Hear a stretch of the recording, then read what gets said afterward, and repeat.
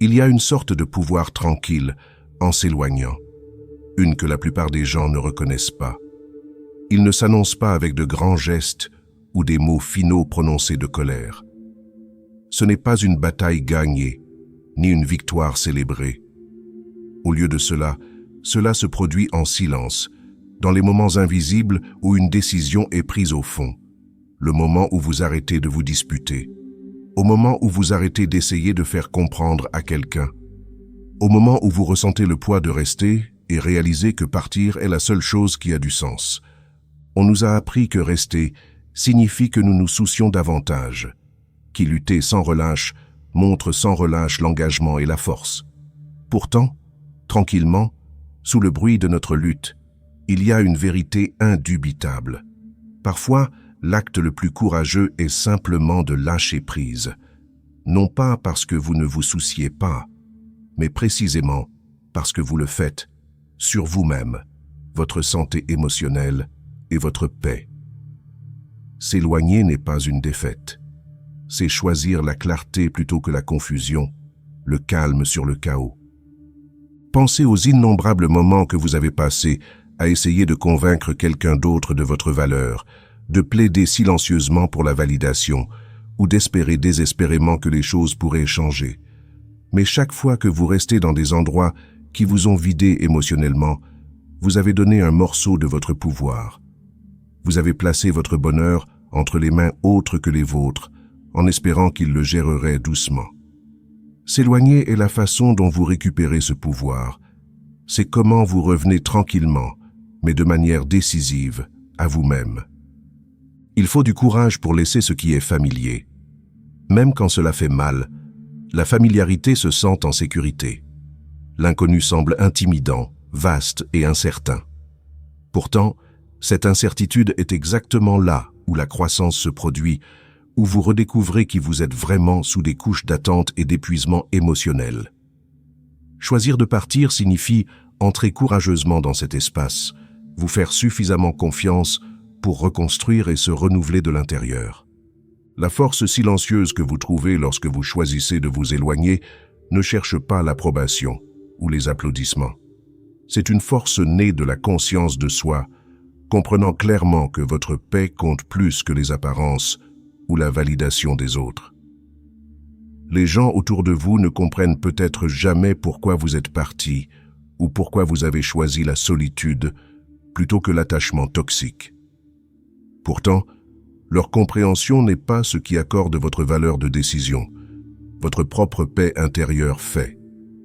S'éloigner offre une libération tranquille, vous permettant de respirer, de guérir et de vous reconnecter avec vous-même. Chaque étape retirée de la douleur vous rapproche de la liberté émotionnelle. Vous commencez à voir votre valeur indépendamment des perceptions des autres, réalisant clairement que rester ou vous sous-évaluer diminue votre sens de soi. Cette décision silencieuse de lâcher prise, faite sans fanfare ou de grandes déclarations, est l'acte ultime de respect de soi. Il marque le moment où vous choisissez votre santé émotionnelle plutôt que la peur, la clarté de la confusion et vous-même par-dessus tout. S'éloigner silencieusement redéfinit la force, prouvant que le vrai pouvoir ne réside pas dans l'endurance seule, mais en sachant clairement quand il est temps d'honorer votre propre cœur en premier. Reconnaître quand il est temps de lâcher prise est peut-être l'étape la plus importante vers la récupération de votre pouvoir émotionnel. Pourtant, c'est souvent le plus difficile à accepter. Au fond, votre cœur sait déjà quand quelque chose n'est plus sain ou épanouissant. Vous ressentez les signes.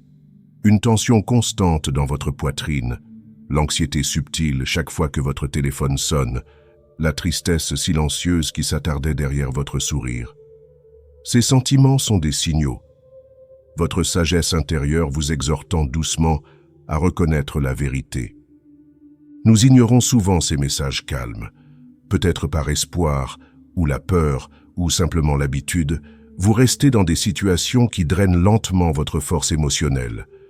Vous essayez plus fort, croyant que plus d'efforts ou de patience pourraient réparer ce qui semble brisé. Mais votre santé émotionnelle n'est pas quelque chose à jouer avec indéfiniment. Lorsque l'on tient à cause de plus de douleur que de paix, c'est une indication claire qu'il est temps de libérer votre emprise.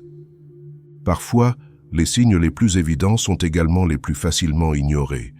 Vous êtes épuisé d'essayer d'être entendu, fatigué de se sentir invisible et de répéter les mêmes conversations, en espérant différents résultats. Chaque tentative semble plus lourde que la précédente, mais vous vous convainquez qu'abandonner signifie l'échec. Mais s'éloigner n'est pas un échec. Cela honore votre vérité émotionnelle. Il s'agit de comprendre clairement que votre énergie mérite de s'écouler vers quelque chose qui vous nourrit plutôt que de vous épuiser. Reconnaître quand il est temps de lâcher prise nécessite également l'honnêteté, une historique avec vous-même sur ce qui vous tient véritablement lié à cette situation ou à cette relation. Êtes-vous en dehors de l'amour ou de la peur de la solitude? Vous accrochez-vous à des souvenirs de jours meilleurs plutôt que de faire face à la réalité actuelle? Répondre à ces questions peut sembler inconfortable, mais il vous guide vers la clarté. La véritable conscience de soi n'est pas toujours douce, mais c'est précisément cette honnêteté qui vous donne le pouvoir. Vous avez le droit de reconnaître clairement quand il suffit de suffisamment. Peu importe que d'autres soient en désaccord ou mal comprisent votre choix. Votre bien-être émotionnel n'est pas ouvert au débat ou à la validation. Choisir vous-même signifie écouter attentivement vos sentiments et leur faire confiance, même si cela signifie s'éloigner de quelque chose de familier. En fin de compte, savoir quand il est temps de lâcher prise est un acte de courage tranquille. Il se dirige vers un lieu d'honnêteté émotionnelle, de clarté et de paix, même lorsque l'incertitude attend. Chaque étape franchie dans la direction de votre vérité vous renforce, vous rappelant clairement que s'éloigner peut être votre plus grand acte d'auto-soin. Lorsque vous reconnaissez enfin qu'il est temps de lâcher prise, vous commencez naturellement à vous libérer des égouts émotionnels qui ont tranquillement épuisé votre esprit. Vous avez probablement connu le poids caché de donner trop de vous-même aux personnes ou à des situations qui offrent peu en retour. C'est comme si vos réserves émotionnelles disparaissent lentement, vous laissant fatigué, frustré et inutile. Chaque drain émotionnel commence subtilement. Il semble souvent déguisé en gentillesse, en patience ou en amour, jusqu'à ce qu'un jour, vous réalisez que vous vous êtes déversé dans une tasse sans fond. Votre énergie, votre compassion et votre investissement émotionnel disparaissent dans le vide de quelqu'un d'autre, vous laissant épuisé. Finalement, le vide que vous ressentez devient indéniable, un signe clair que les frontières se sont dissoutes tranquillement au fil du temps. Votre corps remarque généralement ces drains avant que votre esprit ne les accepte. Peut-être que vous avez ressenti une fatigue inexpliquée ou une anxiété constante, incapable de déterminer exactement pourquoi. Votre santé émotionnelle parle de sensations physiques, vous poussant doucement à la conscience de soi. Le corps sait clairement quand quelque chose n'est pas bien, vous exhortant tranquillement à agir. Apprendre à identifier les égouts émotionnels est essentiel. Demandez-vous doucement, après avoir passé du temps dans certaines relations ou environnements, vous sentez-vous inspiré ou épuisé, soutenu ou isolé, vu ou invisible? Les réponses honnêtes révèlent précisément où votre énergie émotionnelle disparaît, vous guidant vers des choix qui restaurent plutôt que de vous vider. Fruit libre nécessite du courage et un engagement envers vous-même. Initialement, la fixation de frontières émotionnelles peut se sentir mal à l'aise, même étrangère. Vous pourriez craindre de décevoir quelqu'un ou de paraître égoïste. Pourtant, prioriser votre santé émotionnelle n'est jamais égoïste, c'est nécessaire.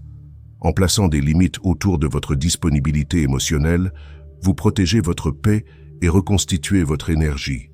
Remarquez le soulagement que vous ressentez lorsque vous cessez d'essayer d'économiser ou de changer les personnes qui résistent au changement.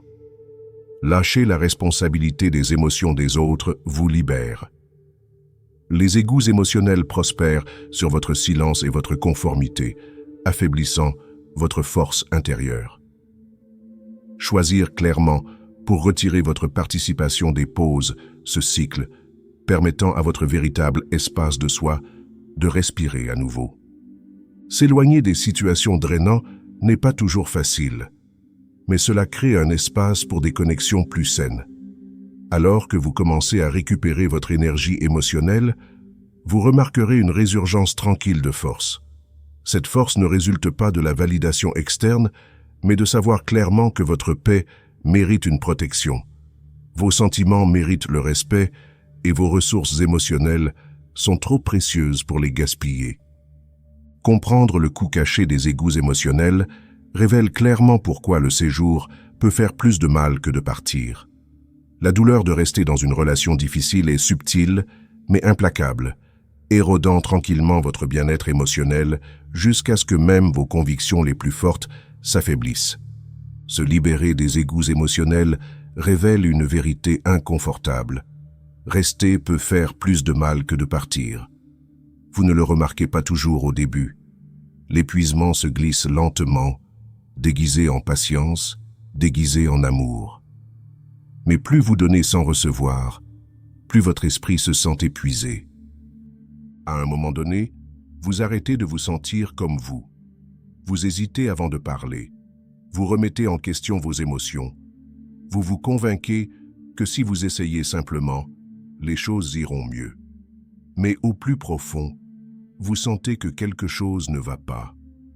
L'amour, dans sa vraie forme, ne nécessite pas de soi-même. Une relation, qu'elle soit romantique, platonique ou même professionnelle, ne devrait pas vous coûter la paix. La douleur de rester n'est pas toujours bruyante. C'est la perte silencieuse de confiance, la lente érosion de votre estime de soi. C'est la façon dont vous commencez à faire des excuses pour un traitement qui se sentait autrefois inacceptable.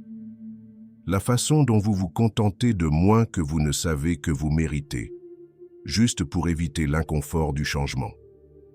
Il se réveille un jour et se rend compte que la personne qui vous regarde dans le miroir semble distante, inconnue. La peur vous convainc que le départ sera pire. Ce regret suivra. Cette solitude sera insupportable. Mais que se passe-t-il si la vraie perte ne parte pas, mais en restant où vous n'êtes pas apprécié? Chaque jour passé dans l'inconfort émotionnel éloigne votre force.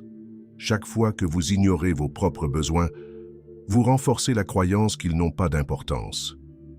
S'éloigner est douloureux, mais rester dans un endroit qui ne vous nourrit plus est un lent type d'auto-abandon. Lorsque l'amour, le respect ou même la gentillesse simple deviennent conditionnels, rester ne fait que prolonger l'inévitable. Vous finissez par vous battre pour quelque chose qui ne se bat plus pour vous. Le choix le plus difficile n'est pas entre rester ou partir. C'est entre conserver une version du passé ou entrer dans l'inconnu. Mais l'inconnu, aussi troublant qu'il sent, détient l'espace pour quelque chose de nouveau, quelque chose de plus léger, quelque chose de réel. Tenir n'est pas toujours un signe de force. Parfois, la chose la plus courageuse que vous puissiez faire est de desserrer votre poignet, de respirer profondément et de croire que la vie recommence de l'autre côté. S'éloigner vient avec un poids inattendu, la culpabilité. Même lorsque vous savez que rester vous aurait davantage blessé, une voix à l'intérieur des chuchotements que vous auriez peut-être dû essayer plus fort, attendre plus longtemps, être plus patient. La culpabilité s'attache à l'idée que partir signifie abandonner, que le choix vous rend égoïste. Mais la culpabilité n'est pas la preuve que vous avez pris la mauvaise décision, c'est la preuve que vous vous en souciez une fois profondément. Le sentiment persiste dans les moments calmes. Vous vous demandez si vous étiez trop dur, si vous avez mal compris, si les choses auraient pu être différentes. L'esprit rejoue les conversations, à la recherche de signes que le départ n'était pas nécessaire. Mais vous choisir d'abord n'est pas une trahison. C'est un changement nécessaire en perspective, un qui place votre bien-être émotionnel au-dessus de la peur des autres décevants. Une certaine culpabilité ne vous appartient même pas. Il a été planté par des attentes, par une culture qui loue l'endurance à tout prix. On vous a appris que l'amour signifie le sacrifice, que rester signifie loyauté, que la souffrance prouve la dévotion. Mais l'amour n'est pas mesuré par la quantité de douleur que vous pouvez endurer. Personne d'autre n'est responsable de la protection de votre santé émotionnelle. C'est votre seule responsabilité. Pendant si longtemps, vous pourriez avoir mis les autres en avance sur vous-même, en vous penchant pour répondre à leurs besoins tout en négligeant tranquillement le vôtre. S'éloigner vous oblige à affronter cette habitude. Il vous demande de réécrire la conviction que votre valeur est liée à la quantité que vous donnez aux autres. À quand remonte la dernière fois que vous vous êtes demandé ce dont vous avez besoin? À quand remonte la dernière fois que vous avez honoré vos propres sentiments sans la culpabilité de la culpabilité? Choisir vous-même ne consiste pas à tourner le dos aux gens. Il s'agit de refuser de vous tourner le dos. Il existe une différence entre l'auto-priorisation et l'égoïsme. L'égoïsme ne tient pas compte des autres, mais l'auto-priorité garantit que vous n'êtes pas oublié dans le processus. Vous ne pouvez pas verser à partir d'une tasse vide. Prendre soin de vous n'est pas une indulgence, c'est une nécessité. L'inconfort de la culpabilité disparaîtra. Ce qui reste est un sentiment de confiance plus profond. Plus vous choisissez vous-même, plus vous voyez à plus clair qu'aucune relation, romantique, familiale ou autre, devrait vous obliger à abandonner vos propres besoins émotionnels. Vous n'êtes pas responsable du poids des autres à vos frais. Surmonter la culpabilité est la première étape. Mais une fois que le poids commence à se soulever, une autre question apparaît. Qu'en est-il maintenant? S'éloigner laisse un espace vide, celui qui était autrefois rempli par une relation, une habitude ou une version de vous qui n'existe plus. Cet espace peut être troublant, comme si quelque chose manquait. Mais la perte n'est pas seulement une fin, c'est aussi une ouverture, un espace où la croissance personnelle peut commencer. Au début, le silence peut être écrasant. L'absence de modèle familier, même douloureux, crée un inconfort difficile à ignorer. Il est facile de confondre ce vide avec le regret, mais en réalité, c'est la possibilité. C'est une toile vierge, attendant que vous décidiez de ce qui vient ensuite.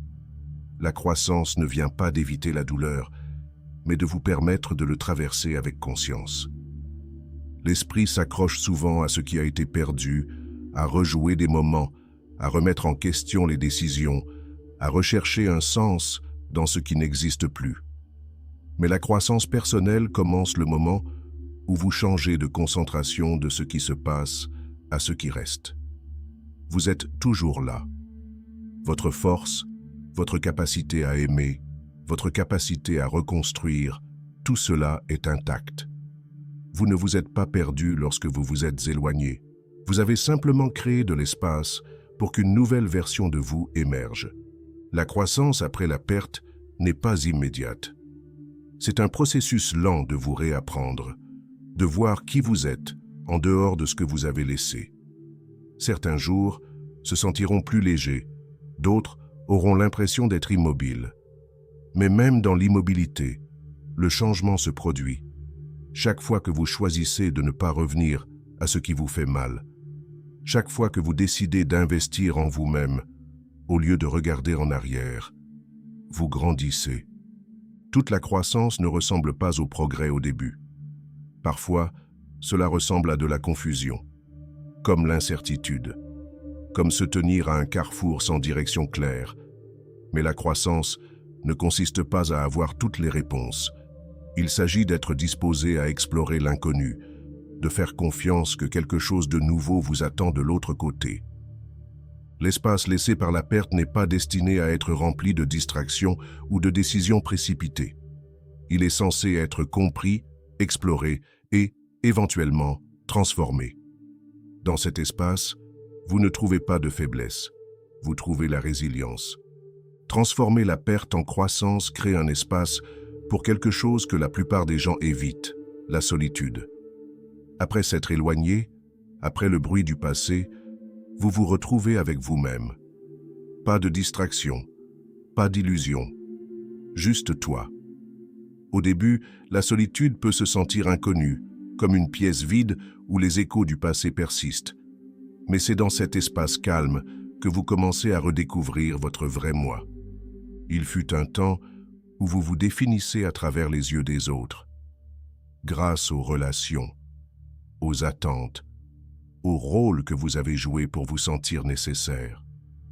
S'éloigner a dépouillé ses couches, révélant quelque chose de plus profond, qui vous êtes sans validation externe. La solitude ne signifie pas la solitude. Cela signifie enfin vous rencontrer, sans interruption ni distorsion. S'asseoir avec vous-même après avoir laissé quelque chose derrière n'est pas facile. Le silence vous oblige à écouter, à vos émotions, vos peurs, vos désirs. Mais le silence n'est pas le vide. C'est une conversation qui attend de se produire. Lorsque vous adoptez la solitude, vous recommencez à vous entendre clairement.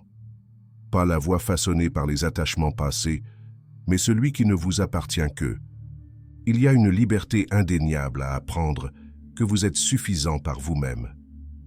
Que votre valeur ne soit pas définie par le fait que quelqu'un vous choisit, vous reste ou vous comprenne. Lorsque vous êtes à l'aise en votre propre présence, les relations cessent de combler un vide. Ils deviennent des choix, pas des besoins. Vous ne vous accrochez plus, vous vous connectez. Vous ne cherchez plus l'approbation, vous existez pleinement comme vous. La plupart des gens craignent la solitude parce qu'ils croient que c'est l'absence. Mais la vraie solitude est la présence, la forme la plus profonde de conscience de soi. Il vous permet de comprendre vos émotions sans interférence externe. Cela vous donne la chance de vous demander « Qu'est-ce que je veux vraiment ?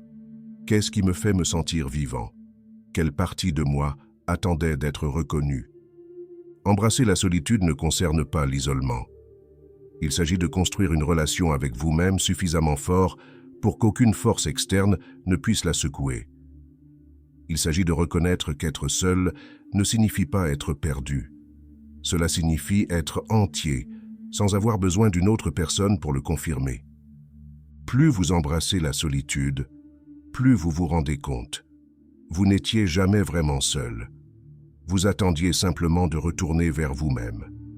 Si ce message résonnait avec vous, si quelque chose dans ces mots vous faisait faire une pause et réfléchir, vous êtes sur le bon chemin.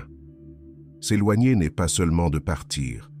Il s'agit de vous récupérer, de votre énergie, de votre paix.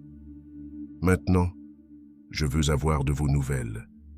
Quelle a été la partie la plus difficile de partir pour vous? Si ce message résonnait avec vous, si quelque chose dans ces mots vous faisait faire une pause et réfléchir, vous êtes sur le bon chemin. S'éloigner n'est pas seulement de partir, il s'agit de vous récupérer, de votre énergie, de votre paix. Maintenant, j'aimerais savoir, quelle a été la partie la plus difficile de s'éloigner pour vous? Laissez un commentaire ci-dessous, j'aimerais entendre vos pensées. Et si vous êtes prêt pour plus de contenu qui vous guide vers la liberté émotionnelle, appuyez sur ce bouton d'abonnement. Il y a tellement d'autres qui vous attendent. Merci d'être ici. Rendez-vous dans la prochaine vidéo.